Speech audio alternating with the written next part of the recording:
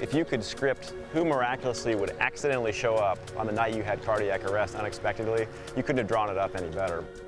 Talk about luck. When this man's heart stopped, the right people at the right time were ready to save his life.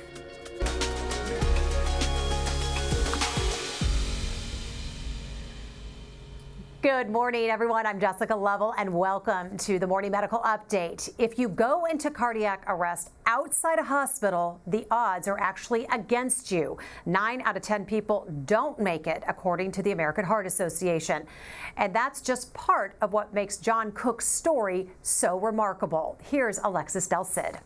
Right over here is where it happened. It will never be lost on John Cook how lucky he was that evening he collapsed on this very spot along Mission Road in Fairway, Kansas. The last thing I remember is going down to one knee, grabbing onto a political sign right over there. I don't know who the politician was.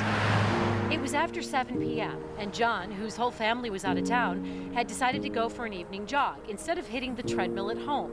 A decision doctors now say was the difference between life and death. He's one lucky guy for sure. Right when I woke up, I could hear the ambulance sirens coming, and then it's that weird moment where he goes, I think those are for me. When he came to on the sidewalk, he was so confused, looking up at 10 faces circled above him. I thought I was in a movie, and then I realized I'm in the middle of this movie, that I have no idea what my role is in this movie. Then I figure out, I think I'm the subject of this movie. Then one of them spoke.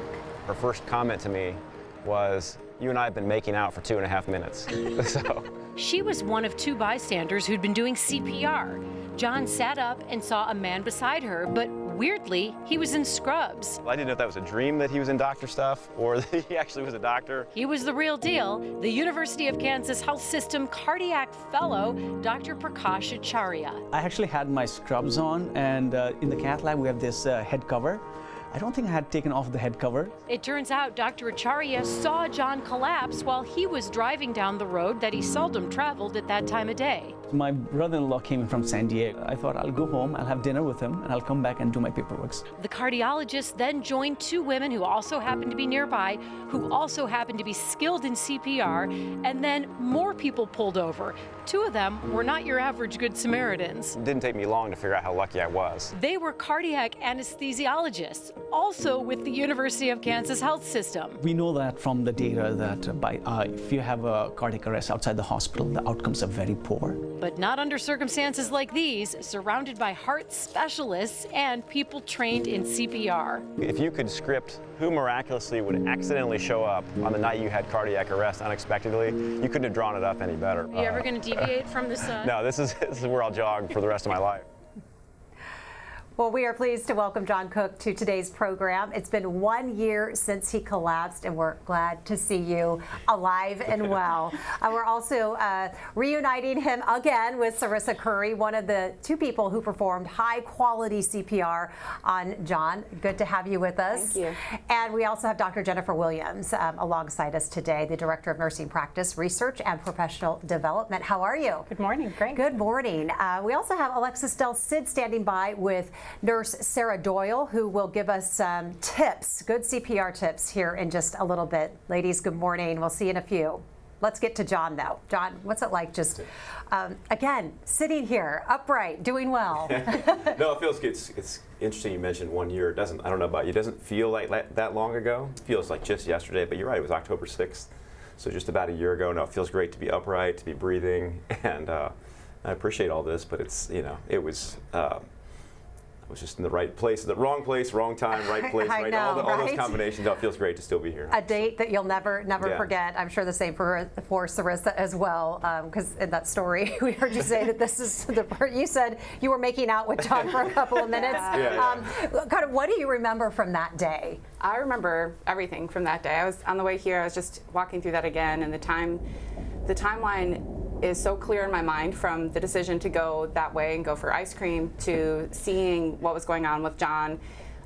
Didn't know if it was an emergency or not, but had an opportunity to stop, and I did, to the time that he woke up miraculously, and I was like, holy cow, we just were part of something amazing here. So I remember everything about that moment. I mean, did you feel like, wow, this is kind of a moment that I maybe I think we all kind of play that out in our head. What would it be like if you had an opportunity to help someone, save someone? And was this kind of that moment where you said, this is it? Yeah, it was about that moment 20 minutes later when the adrenaline kicked in and your hands start shaking and you start realizing, my goodness, that man may have not gone home to his family tonight. And to be a part of making sure that he did was pretty special. To say wow, quite the understatement. John, for a while, you didn't know who actually performed CPR on you, right? Right, right.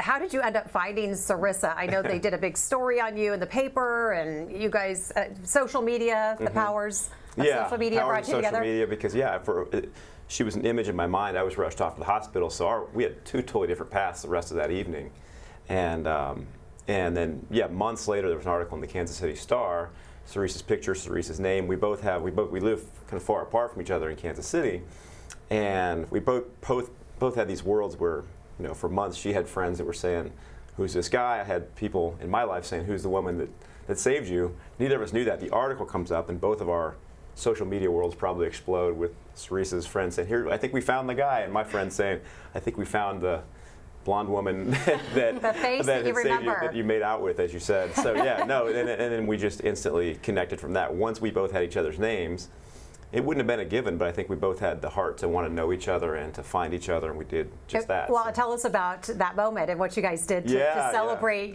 you reuniting for the first time. We did, yeah. So seeing her on set's different because the last time we met, we went and had ice cream. I think Sarissa and her husband were on the way to ice cream that night in Fairway, and so we just said it'd be appropriate. Why don't we just go finish the mission and go get ice cream again? So it was really nice. We sat, both of our spouses were there, and it just, after 5 minutes of emotional conversation, we just started getting to know each other. But it's been great. Who knew? We fully know each other now, but it took months. Friends for life, I'm guessing. Were you were CPR certified? Yeah, I'm in the fitness industry. So being in the fitness industry, that is usually a part of our certifications and being able to be employed in whatever context we are in that industry. I also am the co-founder and president of a nonprofit organization that provides exercise therapy for people with Parkinson's disease. So in that setting, it's very important for me to be trained and for my entire staff to be trained in AED, first aid, and CPR. So that's been a long time knowledge of mine. Have never had to use it prior to the situation. So it's one thing to have that knowledge, another thing to feel confident rolling forward and doing it, and then doing it well. Yeah, so, doing it right, putting it into action. Jennifer, tell folks what you do and then just your reaction to this very remarkable story. I'm just ecstatic about it. So one of the things that our team is responsible for is all the CPR training for not only our healthcare professionals across the health system, but for the community as well. And so we train probably around 10,000 people every year on how to make sure that they can do good quality CPR when the time comes, along with the advanced things that we need to do as well. So this is just the story of everything possible going right at the right time, and bystanders who were being heroes and brave, because we know only about 4 in 10 times do people step up and say, I'm going to do that, I'm going to take the risk and do the CPR because it makes me nervous, or what if I'm not doing it good enough? And so this is just the perfect example, the textbook story right of what here. we want everyone to be comfortable doing. Well, and we mentioned, and I think it might be surprising, that there are bad outcomes for cardiac arrest outside a hospital. You would think I'm here and the odds are good, but they're not. The odds of survival go up if CPR is performed immediately, though, and correctly. As you said, that's the key. How rare is it for a bystander to actually do it correctly? And so I think the key there is it's oftentimes that just bystanders don't do it at all. And so that's where that 4 in 10 is so important. And we want to get that 4 in 10 to be 10 out of 10 times that people come over and check to see if someone is breathing or has a pulse, but then immediately start CPR and call for help. And so practice and going to a CPR training class in your community or in your organization or as part of your employment will help you make sure that you're really doing the right thing. You're pressing deep enough, fast enough, and you're getting the help from advanced EMS to come to the scene. And I mean, a lot of people are CPR certified. They have the card, but you're right, you're not getting that real life experience, thank goodness in many cases. But when it's time to be called to the plate, I could see where people would get nervous and want to do it right or not at all. So we got to get people past that. So if people want to learn CPR and how to do it right, where do they go? They can search for a CPR class online. The easiest way is to reach out to the American Heart Association. We offer classes, as I mentioned patient community, but so many other people in the community offer that as well. And so the easiest way is just to look for an American Heart Association CPR course near you. It's a good place to get started. It's and at least great. have the knowledge, you know, Yes. to have some confidence that if this were to arise. To give us an idea of what to expect in a CPR class, Alexis Del Cid is live with an instructor. Alexis, help us out. Tell us where to start. Okay, I'm here with Sarah Doyle. She's a nurse for us here at the University of Kansas Health System, but she's also an American Heart Association Training Center Coordinator. Sarah, thank you for being here. Absolutely, thanks for having me. We know this won't replace being certified in CPR. However, this will give you guys a great slice of what it looks like to see proper, high-quality CPR technique. First question from me is, how do you know that someone needs CPR? I mean, someone could be on the ground for a number of reasons. Right. So when you approach them, you want to check for responsiveness. So the first thing, you can tap or shout to see if they respond. And if you don't hear anything or see any body movements after a tap, you can go ahead and initiate by calling 911. After that, then you'll check for breathing. So you can feel their face, you can look for chest rise. If you don't see any breathing and they have not responded, that's when you want to initiate CPR. And then you don't stop until the ambulance arrives. Right. So I want you to take me through, and this could happen anywhere. We've got 2 dummies on the floor. We thought about maybe putting them on a table, but no one's going to pass out on a table. Right. So let's just pretend like we're here in an office and this happens. Yes, absolutely. Take me through it. Okay, so first thing, you're going to be using your legs, Okay. and so it's good to position yourself in front of, or to the side of the mannequin. Okay. In this situation, if they have bulky clothing on, go ahead and take that. We've removed it for this purpose, but you're going to find the center of the chest. Typically, you're going to look for a sternum, which is a very flat bone. Right. That's what you're going to use. Use your dominant hand to place the heel of that on that part, and then you'll just take your other hand. You can, if you want to interlace, you can absolutely do that, or you can just put it on top. You're going to lock your elbows, and then you're just going to push down about 2 inches. And will you hear cracking? You'll hear cracking. So don't be scared if you hear ribs cracking. That's Nope, supposed that's to a very happen? normal Okay. sign. And then so the last piece, you're going to push hard and you're going to push fast. So 100 to 120 beats a minute. Is So it the staying alive thing true? yes, it is. Okay, Do you so- want me to do it? Yes, please. Okay, so staying alive, staying alive, staying And once alive. you start, Great. you don't stop. You don't stop. Do I need to do pinch the nose and breathe like we heard Sarisa saying she was making out with John? Is that still a thing that you have to do? You don't have to do it. She went the extra mile though. She did go the extra mile. Okay. True, especially in the adult population and the older child population, compressions are what save lives. Okay. Breaths are more significant for infants. So just keep doing this. Just keep until doing the it. ambulance arrives and they move you off. Absolutely. Okay, well that's pretty simple. I guess it would just take practice and Yeah, and Certifying. it does require some stamina. You certainly would, if you have an AED, if you know an AED is around, you certainly Right. want to call out for that. But yeah, this is something anyone can do. you have your skills with you. You have And- your equipment with you. We do, Sarah, have a QR code running at the bottom of the screen from the American Heart Association. So if you want to learn how to get properly certified in CPR, you want to take a class with someone like Sarah, or learn and refresh yourself on basic tips, scan that QR code right now. That will take you to the proper place. Jess, back to you in the studio. Alexis, thanks so much. I loved your first question out of the gate. Just how do you even know someone needs it? You know, which again goes back Right. to giving people the proper, Jennifer, knowing that they are Yes. empowered to step in. As you were watching that, I was asking you, did you break his ribs? John, you said you were a little sore, no. but you didn't. Not anymore. And you were thinking about it, And though. that was the whole point of me being like, so you might be sore tomorrow, because he had no idea what Right. had just transpired. So I was like, we had to perform CPR, we had to do chest compressions. I did mouth to mouth, so you might feel some things in the morning. I didn't know if I had broken his ribs or not, but yeah, I found out after the fact. EMS told you did not have to do Yeah. mouth to mouth, and you Yeah. just jumped on in there anyway. I did, and that's how I was trained. Yeah. That's what I practiced. There's just so many things that go through your mind. And another thing, John was still struggling when I came on the scene. So he was still trying, his eyes were fixed. He wasn't responding to me saying, hey, what's going on, what's going on? But he was still moving. He was still kind of awake, if you will. So, the process of trying to figure out, is he having a seizure, is this syncope episode, or what's going on, looking for medical ID bracelets and things. And then there was a point in time where he stopped struggling. And what did that tell you? We're in trouble. Something had changed for sure. Yeah. At which point I started looking for a pulse, and you don't ever want to not feel a pulse, and you're like second guessing everything at that moment. Like, am I just missing it? Is it really faint? Am I going to hurt him if I start chest compressions and there actually is a pulse? But there was no pulse. And, at that point I said, I'm starting CPR. Speaking for the pulseless in the community room, you definitely would trade a couple of broken ribs or sternum for being alive. I can safely say that's a good trade. Absolutely. So, but as I'm listening to her sitting right next to me, I'm thinking, gosh, I don't know if I would know I don't know if the average person, I'm saying she is above the average person, Jennifer, and I don't know if the average person would know to just fully assess everything. It's like you just kind of might panic.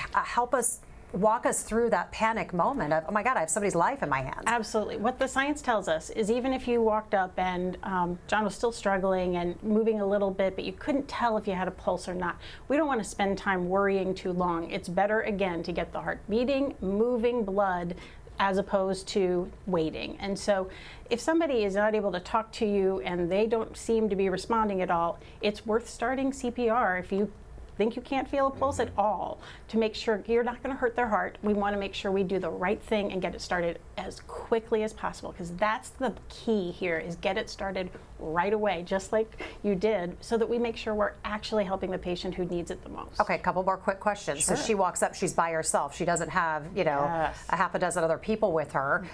What does she do? Call for help? What if she doesn't have her cell phone? What are the first steps? I just want to know. Right.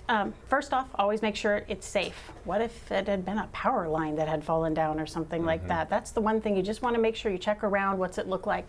But then go up and approach. And whether you have your cell phone or not, again, that early first step of starting CPR, doing it for a couple of minutes until you can flag someone down, get help. But we want to do CPR before you go and get help. But as soon as it's available, look up and task somebody with call 911 on their phone. Anyone you can flag down. But starting the CPR is our most important thing. Okay, great tip. Okay, I have lots of questions. You might as well. You can use the chat on YouTube or Facebook. You can tweet us, email us at the Medical News Network. Info is right there on your screen. Let's get a check-in with Dr. Dana Hawkinson this morning. Hi, how are you? Are you CPR trained? You must be. That must be part of your job. Yeah, I just renewed it this past spring. Did you? Okay, good. So, but pretty amazing, huh?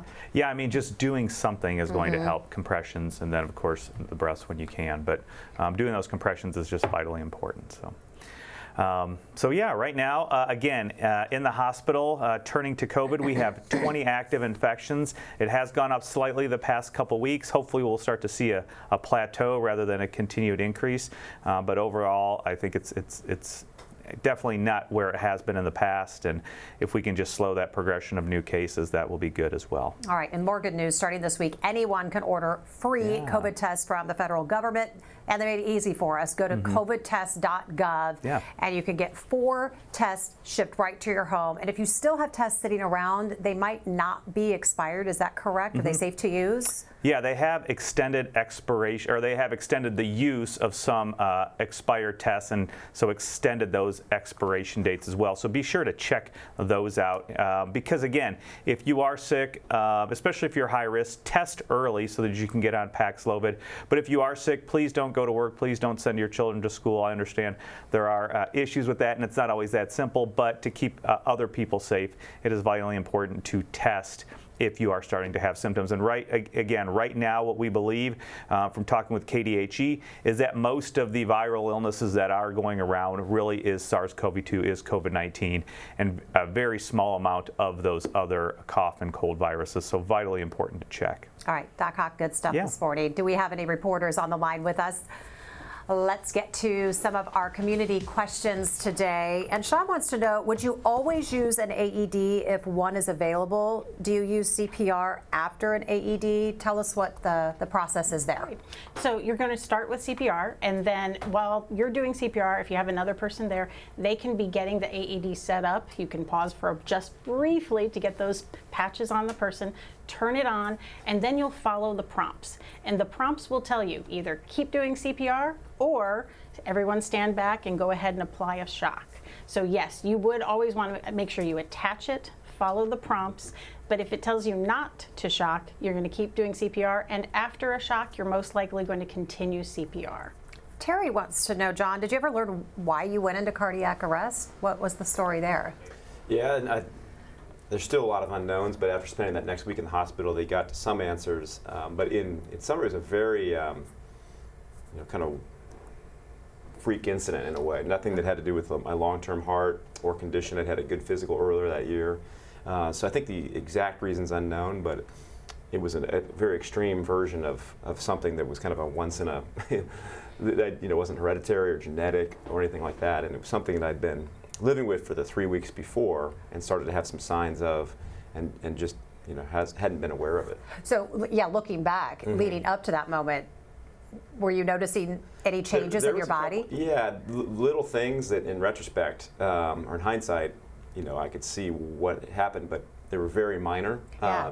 I'd been jogging the week before, felt a little bit out of breath, but nothing you would go to the hospital for, or at least seemingly would for. It was very normal. I just felt a little bit tired. Didn't feel anywhere near a fatal incident coming. So that was. I also had an Apple Watch that I usually monitor heart. That had not been working for 3 weeks, and so I had a lot of good luck. In the bad luck category, the 3 weeks of the last 8 years of me not wearing a watch was those 3 weeks. Right. Yeah, it's like, man. Go figure. Yeah. But were you a little sketched out about getting back to jogging again? Yeah, I was. I saw that piece, talked about running that route. I have run that route, just ran it last night. How do you run past that and not think about it every single time? I run that, think about each other, and think about all the choices that were made. Yeah. October 6th was the day it happened. I will run that route. I will stand there on that spot, for a moment, just kind of breathe in the air, my own air, and think about and reflect on it. But yeah, I got back to jogging pretty quick. Yeah. Jennifer, can you mentioned it. You said you cannot damage someone's heart. How is that possible? You're just saying get the pressure and do the best you can? Yes. Do exactly that. So you're very unlikely to damage someone's heart, even if you were to break some ribs as you're giving good quality CPR.